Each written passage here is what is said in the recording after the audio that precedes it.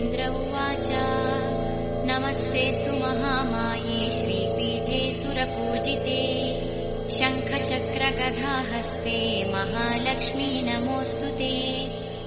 नमस्ते गरुडारूढे कोलासुरभयङ्करी सर्वपापहरे देवी महालक्ष्मी नमोऽस्तु ते।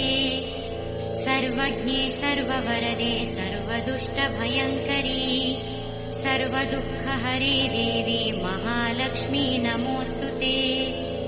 सिद्धिबुद्धिप्रदे देवी भुक्तिमुक्तिप्रदायिनी मन्त्रमूर्ते सदा देवी महालक्ष्मी नमोऽस्तु ते।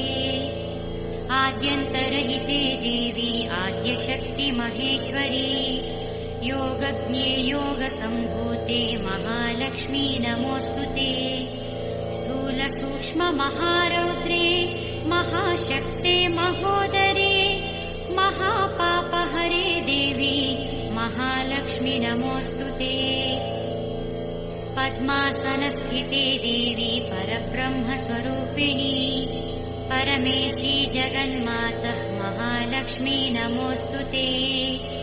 श्वेताम्बरधरे देवी नानालङ्कारभूषिते जगत्स्थिते जगन्मातर्महालक्ष्मी नमोऽस्तु ते।